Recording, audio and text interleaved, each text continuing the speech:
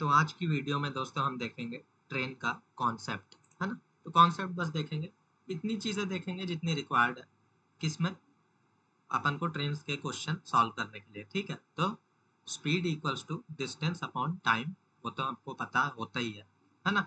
Opposite direction जहाँ भी होगी, अपोजिट डायरेक्शन जहाँ भी होगी वहाँ पे एडिशन हो रहा होगा, ये एक बात का ध्यान रखना।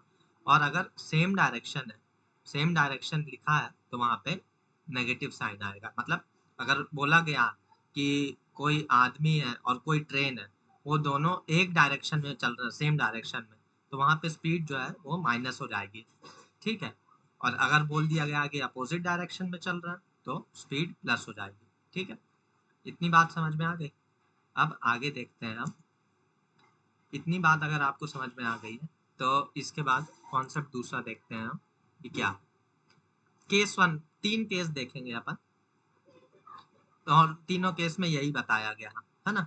जो मैंने आपको बताया वही तीन केस में बताया गया। अगर कोई ट्रेन है और वो कोई आदमी को क्रॉस करती है ना, ये एक ट्रेन है और एक यहाँ एक खड़े आदमी को क्रॉस करती है ना।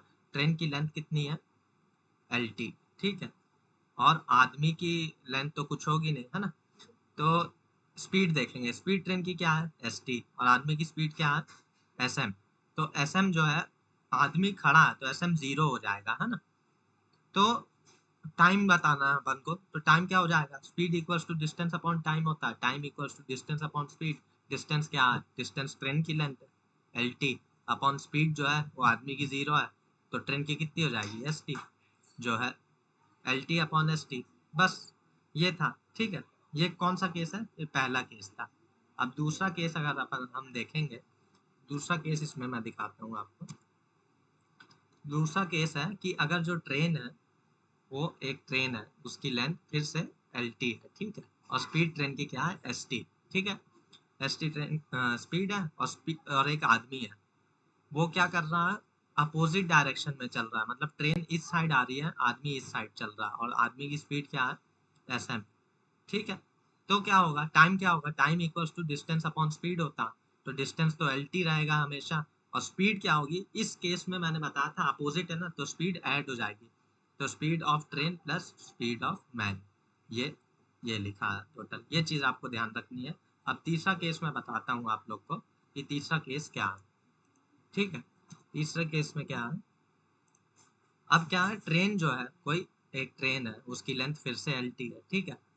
और एक आदमी है, अब ट्रेन भी इस डायरेक्शन में चल रही है, आदमी भी इस डायरेक्शन में चल रहा है, ठीक है। आदमी की स्पीड क्या है, एस एम, ट्रेन की स्पीड क्या है, एस टी। तो टाइम क्या हो जाएगा, डिस्टेंस अपॉन स्पीड।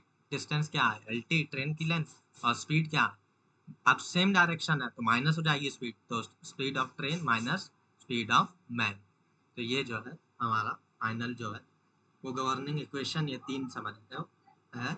तो ये तीनों चीजें आपको याद रखनी है, ट्रेन के क्वेश्चन चुटकियों में सॉल्व हो जाएंगे।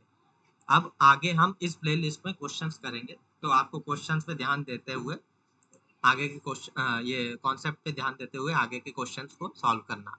इसी तरह की वीडियोस देखने के लिए हमारे चैनल को सब्सक्राइब करें, वीडियो को लाइक करें।